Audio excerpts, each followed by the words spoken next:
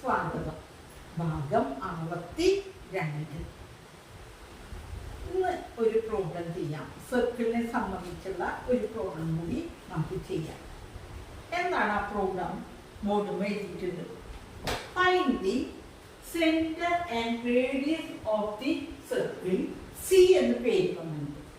C equals x² + y² - 4x + 6y - 12 = 0. അത് ഒരു ചോദ്യം. അതിൽ തന്നെ വീണ്ടും ഒരു ചോദ്യമുണ്ട്. അത് നമുക്ക് പിന്നീട് കൺസിഡർ ചെയ്യാം. ആദ്യത്തെ ചോദ്യം ചെയ്യാം. ആദ്യത്തെ ചോദ്യം എന്ന് പറഞ്ഞാൽ നമ്മൾ നേരത്തെ ചെയ്ത അതേപോലെ തന്നെ സെന്ററും അതുപോലെ തന്നെ റേഡിയസും കാണാൻ നമുക്ക് നന്നായി അറിയില്ലേ? നമുക്കൊന്നും കൂടി ചെയ്ത് നോക്കുക. നമ്മൾ ഇവിടെ ഈക്വേഷൻ ഇവിടെ എങ്ങനെ എഴുതി? x² x, പിന്നെ ഇവിടെ ഒരാളെ കണ്ടുപിടിക്കണ്ടേ? അത് പിന്നെ y² ടേം y ടേം, പിന്നെ ഒരാളെ കണ്ടുപിടിക്കണം.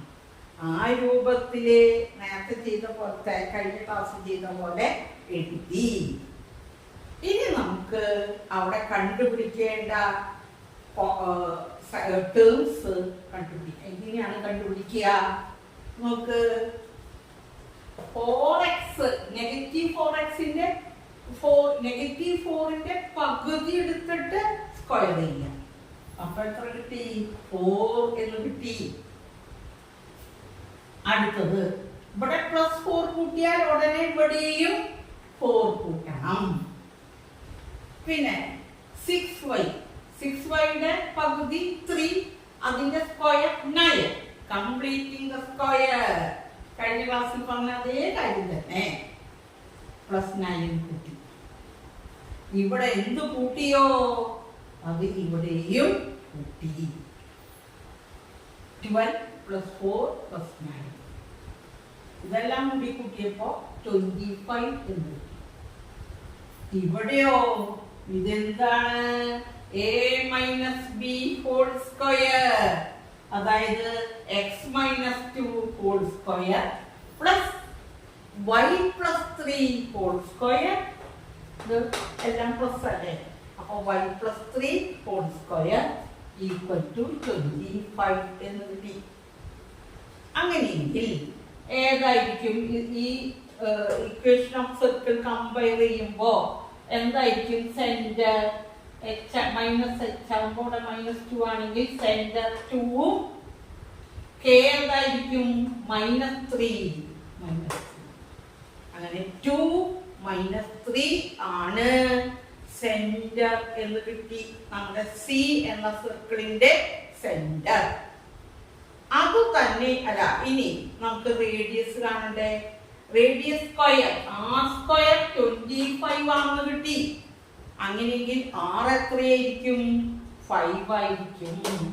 റേഡിയസ് 5. വളരെ എളുപ്പമായില്ലേ? ഇപ്പൊ കുറെ കണക്കുകളായി ഇത്തരം ചെയ്യുന്നു കേട്ടോ. അപ്പൊ റേഡിയസ് കിട്ടി, സെന്ററും കിട്ടി. ഇനി ഇതിന് വേറൊരു ഭാഗമുണ്ട്. നമ്പർ 2 എന്ന് പറയുന്ന ചോദ്യം. അതെന്ന് പറയുന്നത് find the equation of the circle concentric with C and double the radius of C. വേറൊരു സർക്കിളിന്റെ ഇക്വേഷൻ ചോദിച്ചിട്ടുണ്ട്. ആ സർക്കിളിന്റെ പ്രത്യേകത എന്താ? ആദ്യം തന്ന C എന്ന് പറയുന്ന സർക്കിളിന്റെ കോൺസെൻട്രിക് ആയ വേറൊരു സർക്കിൾ. എന്താ കോൺസെൻട്രിക് എന്ന് പറഞ്ഞാല്?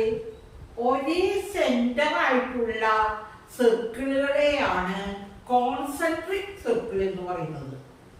അതായത് സി എന്ന് പറയുന്ന സർക്കിളിന്റെ സെന്റർ എത്രയാണ്?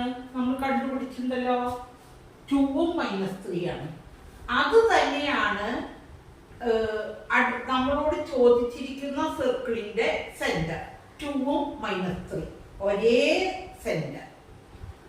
എന്നാൽ വേറൊരു കാര്യം കൂടി പറഞ്ഞിട്ട് double the radius of C. സിയുടെ റേഡിയസ് എത്രയാണ്? 5 ആണ്. അപ്പൊ അതിന്റെ ഡബിൾ എന്ന് പറയുമ്പോ 10.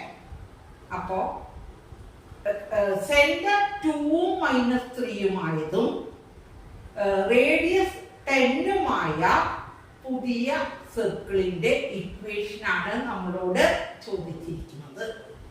കോൺസെൻട്രിക് എന്നതിന്റെ അർത്ഥം മനസ്സിലായോ? ഒരേ സെന്റർ.